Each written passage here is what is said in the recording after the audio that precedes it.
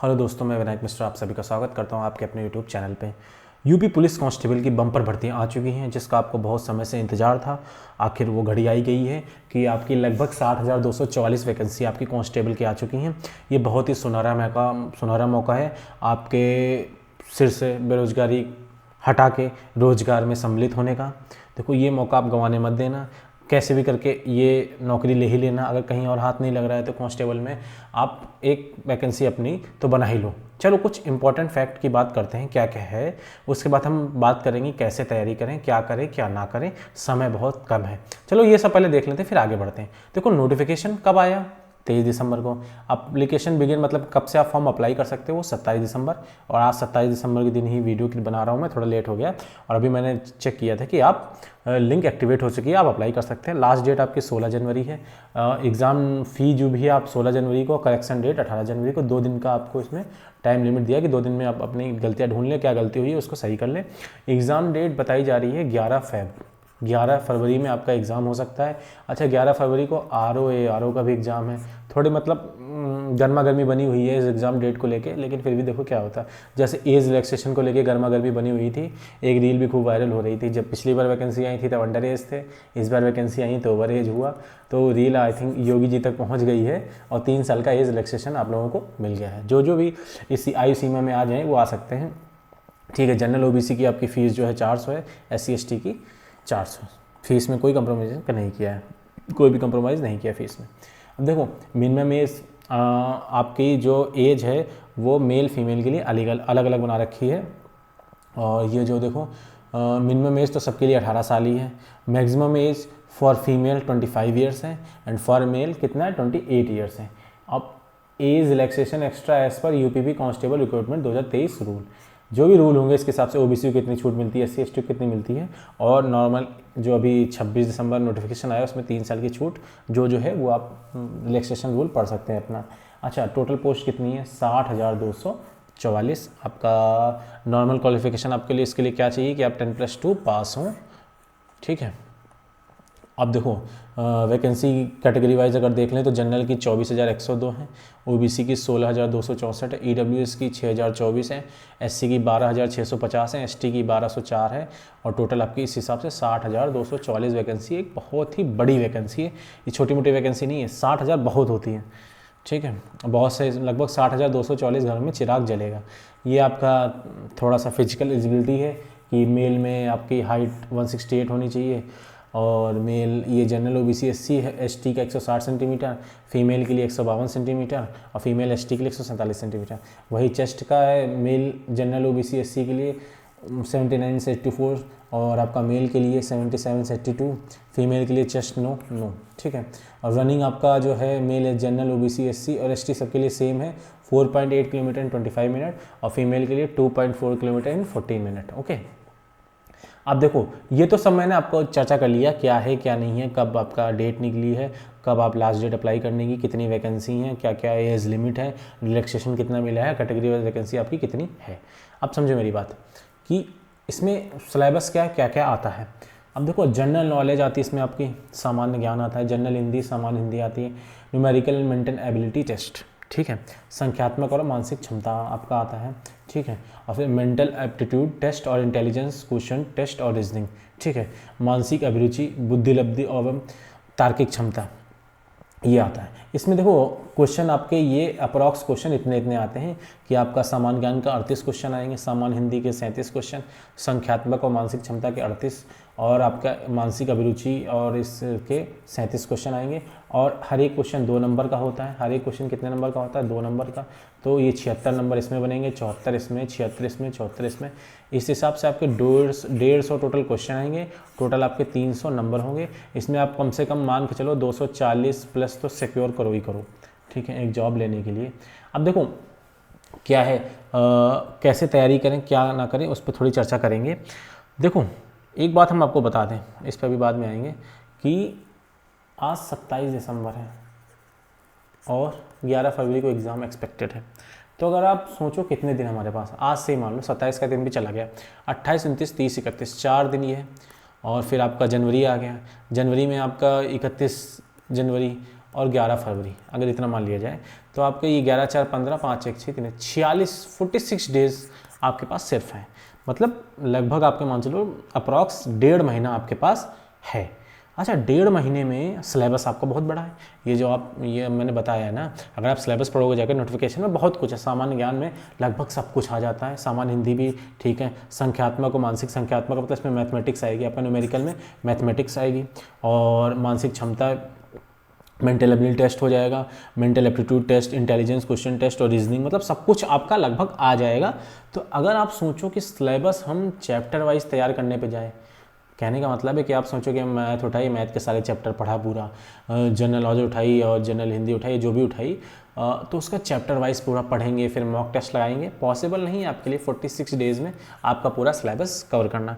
जिन लोगों ने, बहुत सारे लोगों ने अपना क्रैश कोर्स चला रखा हो, ये कुछ चला रखा हो, पॉसिबल नहीं। देखो मैं सीधे शब्दों में बता दूँ, आपको मेरी बात थोड़ी कटु लग सकती है, लेकिन मैं आपको सीधे शब्दों में बता दूँ, अगर आप सोचोगे कि हम चैप्टर वाइज सब कुछ तैयार करें 1.5 महीने में, तो कोर्स ही नहीं पूरा हो पाएगा। हाँ, ये मैंने नए लोगों के लिए बता रहा हूँ। जो पुराने लोग हैं, जिन्होंने पहले से पढ़ रखा है, जिनके आपके नोट्स बने रखे हैं, जिन्होंने अपनी रीजनिंग भी पढ़ रखी है, हिंदी भी पढ़ रखी है, मैथमेटिक्स भी पढ़ रखी है, जनरल नॉलेज भी पढ़ रखी है, तो वो पूरा रिवीजन कर सकते हैं अपना। अच्छा, अब इसमें सिलेक्शन लेना कैसे होगा? सबसे पहली बात कि आपको थोड़ी बहुत ही नॉलेज होनी चाहिए। सोचो एकदम अनुभवी, कुछ भी पढ़ा लिखा नहीं है और आप 46 दिन में पूरी तैयारी कर लो, तो it's impossible. I think according to me it's impossible. 46 day में सारी तैयारी नहीं हो पाएगी, जिसने बिल्कुल भी नहीं पढ़ा हो। जो एग्ज़ाम देते आ रहा हो, थोड़ा बहुत पढ़ा हो, वो हालांकि अपना सिलेक्शन सिक्योर कर सकता है। कैसे? अच्छा, पूरा आपका किस पे डिपेंड करेगा? मॉक टेस्ट पे। आप जितने ज़्यादा से ज़्यादा प्रैक्टिस करेंगे, मॉक टेस्ट का प्रैक्टिस करेंगे, उसका एनालिसिस भी करना है। कहने का मतलब है आपने 150 क्वेश्चन का मॉक टेस्ट दिया, फिर 1.5 क्वेश्चन और ऐसे मॉक टेस्ट देना, ऐसी एप्लीकेशन का मॉक टेस्ट लेना जिसका एक्सप्लेनेशन जिन्होंने क्वेश्चन का बहुत अच्छा दे रखा। ठीक है, जैसे मान लो किसी बाबर के बारे में क्वेश्चन आया, तो बाबर से रिलेटेड वो सब बता दें कि उन्होंने बाबर ने कितने युद्ध लड़े, थोड़ा बहुत तो बता ही दें। इसका मतलब क्या होगा कि आप एक क्वेश्चन पढ़ोगे, उससे आपके +5 क्वेश्चन और तैयार हो जाए। मतलब मॉक टेस्ट तो आपको एप्लीकेशन लेना पड़ेगा और ऑफलाइन भी लगाना पड़ेगा। ऑफलाइन प्रीवियस ईयर के क्वेश्चन ले लो, ऑफलाइन भी मॉक टेस्ट ले लो, ऑनलाइन भी मॉक टेस्ट आप ले लो। लेकिन फिर मेरी बात, मॉक टेस्ट ऐसा लेना जिसका एक्सप्लेनेशन आपका बहुत अच्छा हो। तो आप अभी से जुट जाओ, अभी से मतलब 27 दिसंबर अगर अब थोड़ा बहुत टाइम बचा वो पढ़ लो, नहीं तो 28 दिसंबर से आप सारा पूरा डिपेंड हो जाओ मॉक टेस्ट पे। और अगर आप पूरा दिन खाली रहते हो तो मेरे समझ से आपको 3 से 4 मॉक टेस्ट तो लगा ही लेने चाहिए। करोगे क्या? 3 से 4 मॉक टेस्ट लगाओ। अगर मान लो रिवीजन आपके पास नोट्स अच्छे खासे बने रखे हों, तो 3 तो मॉक टेस्ट लगा ही लो। 2 घंटे का मॉक टेस्ट होगा, वो 2 घंटे से पहले ही खत्म हो जाएगा। 2 घंटे का मॉक टेस्ट आपका 2 घंटे से पहले। देखो अभी मान के चलो कि 1.5 महीने आप जी जान लगा दो, कुछ मत करो, ना न्यू ईयर मनाओ, ना कुछ सेलिब्रेट करो, ना दोस्तों के साथ जाओ, 1.5 महीने कमरे में बंद हो जाओ, तैयारी कर लो। 1.5 महीने के बाद सीधे सिलेक्शन लेके निकलो। हालांकि पढ़ना ज़्यादा पड़ेगा आपको। तो आप सोचो कि अगर 3 मॉक टेस्ट आप लगा रहे हो, 3 मॉक टेस्ट लगाने का मतलब आपका हो गया कि आप 450 क्वेश्चन लगभग तैयार कर रहे हो। और एक्सप्लेनेशन पढ़ोगे, अगर एक्सप्लेनेशन पढ़ोगे, एक क्वेश्चन से 4 क्वेश्चन जनरेट हुए, लगभग आप 1800 क्वेश्चन एक दिन में पढ़ रहे हो। कहने का मतलब देखो 450 क्वेश्चन तो आपको सीधे सीधे पढ़ने पड़ेंगे। और फिर अगर एक्सप्लेनेशन पढ़ोगे तो एक क्वेश्चन से अगर 4 क्वेश्चन भी बन रहा है तो इंटू 4 करोगे तो 1800 क्वेश्चन आपका एक दिन में पढ़ेगा। और आपके पास दिन लगभग कितने हैं? देखो 46 दिन है, और इसको 46 से मल्टीप्लाई कर लोगे तो कितना ज़्यादा आपका हो जाएगा। ठीक है, हम मान लो कह रहे हैं मोटा मोटा 50 मान लो, तब भी आपके पास कितने हो जाएंगे? 18 पंचे 90,000 आसपास आपके क्या हो जाएंगे? क्वेश्चंस रेडी हो जाएंगे। सबको मेरी बात समझ में आ रही है? कितने क्वेश्चन रेडी हो जाएंगे आपके पास? 90,000 क्वेश्चन इन 50 दिनों में। ठीक है, और 46 दिन में थोड़ा कम मान लो। तो कहने का मतलब अगर आप 90,000 क्वेश्चन तैयार करके जा रहे हो ना, तो लगभग आपकी अच्छी खासी तैयारी होके जा रही है।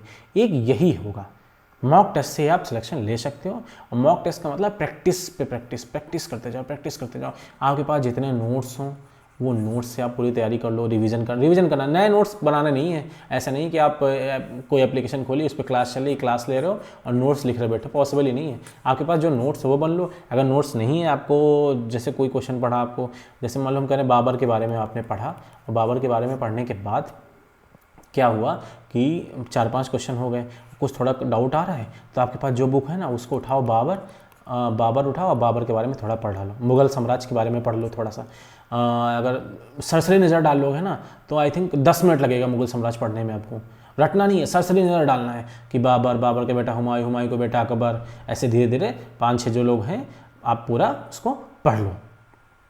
सबको बात समझ आ रही किस हिसाब से पढ़ना है। तो हमारी स्ट्रेटजी क्या हो गई पढ़ने की, हमको आपके पास जो नोट्स बने हैं, जो अब देखो पहली बात क्या है, नोट्स जो बने उसका रिवीजन कर डालो, कुछ ना कुछ बनाए होंगे। फिर आपके पास बुक होनी चाहिए थोड़ी बहुत जिससे हम सरसरी निगाह डाल सकें। और तीसरा एंड मोस्ट इंपॉर्टेंट आपका क्या आ जाएगा, मॉक टेस्ट आ जाएगा। इनको जरूर लगाओ। देखो एक वो ले आओ ऑफलाइन वाला प्रीवियस ईयर, जिसमें सारे आपके प्रीवियस ईयर के क्वेश्चन आते हो। सबको बात समझ में आ गई। और ऑफलाइन भी मॉक टेस्ट लिया, बहुत सारे टेस्ट पब्लिकेशन के आते हैं। टेस्ट किरण के पब्लिकेशन के भी आ जाएगा, किरण का एक्सप्लेनेशन हमको अच्छा खासा लगता है। तो फिर मॉक टेस्ट लगाने का तरीका ऐसा नहीं कि आपने एक मॉक टेस्ट लगाया फिर आप उसको भूल गए। उसमें दिए गए क्वेश्चन और एक्सप्लेनेशन आपको याद होना चाहिए। क्वेश्चन एंड एक्सप्लेनेशन आपको पूरी तरीके से क्या होना चाहिए, याद होना चाहिए, तभी तो फ़ायदा है भाई। एक दिन में आप 1800 क्वेश्चन ले रहे हो तो 1800 क्वेश्चन दोगे, अगले दिन 1800 लगाओगे, पिछले दिन के 1800 भूल जाओगे, तो फ़ायदा क्या हुआ, कोई फ़ायदा नहीं हुआ, कोई फ़ायदा हुआ नहीं। तो ये क्वेश्चन आपको याद होने चाहिए। हम कहते हैं 1800 में 100-200 भूल जाओ तो कम से कम 1500 तो याद ही रखो। 1500 अगर याद रहेंगे तभी आपके पास अच्छे खासा क्वेश्चन, अच्छा खासा डाटा आराम से आप ले सकते हो। तो आज से सोच लो कि मुझे मॉक टेस्ट लगाना है, रिवीजन करना है, नथिंग एल्स, और कुछ भी नहीं। कोई क्लास मतलब कोई क्रैश कोर्स नहीं लेना, क्लास आप मॉक टेस्ट ले लो, रिवीजन कोई अगर आपको रिवीजन करा रहा है यूट्यूब पे कुछ करा रहा है तो आप वो ले सकते हो। लेकिन कोई भी नई क्लास और नए नोट्स बनाने की कोशिश आप मत करना, आपका टाइम वेस्ट होगा और कुछ नहीं होगा। समझ गए मेरी बात। अच्छा, मैं आपकी इन सब चीज़ों में क्या मदद कर सकता हूँ। देखो मुझे मैथमेटिक्स बहुत पसंद है, मैथमेटिक्स में पढ़ाता हूँ। मेरा एक दूसरा चैनल भी है विनायक मैथ्स के नाम पे, उस पर भी मैंने बहुत सारे क्लासेस और चैप्टर्स ले रखे हैं, वो भी आप देख सकते हैं। मैं क्या करूँगा, जैसे ये 38 नंबर का आपका है न्यूमेरिकल एंड मेंटल एबिलिटी, इसमें से कम न्यूमेरिकल का मतलब 20 क्वेश्चन आएंगे। मैथमेटिक्स के आपके कितने क्वेश्चन आएंगे, 20 क्वेश्चन आएंगे। 20 × 40 नंबर मैं आपको दिला सकता हूँ। फिर मैंने बोला मैं चैप्टर वाइज नहीं पढ़ाऊँगा, मैं क्या करूँगा कि मैथमेटिक्स का हर दिन 20 क्वेश्चन लेके आऊँगा, उसमें मॉक टेस्ट टाइप का लेके आऊँगा, उसका सोल्यूशन कराऊँगा, ठीक है। और कितना बेस्ट सोल्यूशन हो सकता है, क्या क्या हो सकता है, क्या क्या नहीं हो सकता, सारी डिस्कशन करूँगा, अगर आप लोग एग्री होंगे इस बात के लिए, ठीक है। अच्छा, सिलेबस अगर देखा जाए तो सिलेबस सबका बहुत बड़ा बहुत छोटा होता है। जैसे इसमें अगर मैथमेटिक्स का सिलेबस देखो, नंबर सिस्टम है, सिंप्लीफिकेशन है, डेसिमल एंड फ्रैक्शन है, SCML LCM है, रेशियो प्रोपोर्शन है, परसेंटेज है, और आपका profit loss, discount, simple interest, compound partnership, average time and time and distance, user table and graph, mensuration, arithmetical computation and other analytical functions, miscellaneous, ठीक है। तो इसमें देखो आपके 18 टॉपिक दे रखे हैं। मिसलेनियस में तो सब कुछ आ जाता है, विविध ऐसे दे देते हैं सब कुछ आ जाएगा।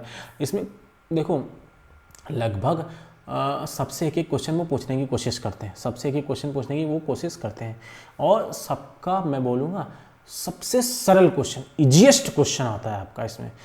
जैसे मान लो वर्क एंड टाइम, अगर टाइम एंड वर्क आपने पढ़ रखा होगा तो टाइम एंड वर्क स्टार्टिंग में आएगा, मान लो A ने 15 दिन काम किया, B ने 30 दिन काम किया, दोनों मिलकर कितने दिन काम करेंगे। सबसे इजी वाला क्वेश्चन है, वो क्वेश्चन आपका यहाँ पे उठ के आ जाता है, समझ रहे हो, इस टाइप से। ये मैंने क्वेश्चन लिखा हुआ, सॉल्व भी कर दिया इसको, समझ रहे हो मेरी बात। तो मैथमेटिक्स आपकी कोई टफ नहीं आएगी, आप 20 क्वेश्चन हल करके आओगे पूरा, उसमें 40 नंबर लेके आओगे। देखो मैथमेटिक्स हो गई, रीजनिंग हो गई, ये क्या होते हैं, स्कोर करने वाले होते हैं टॉपिक।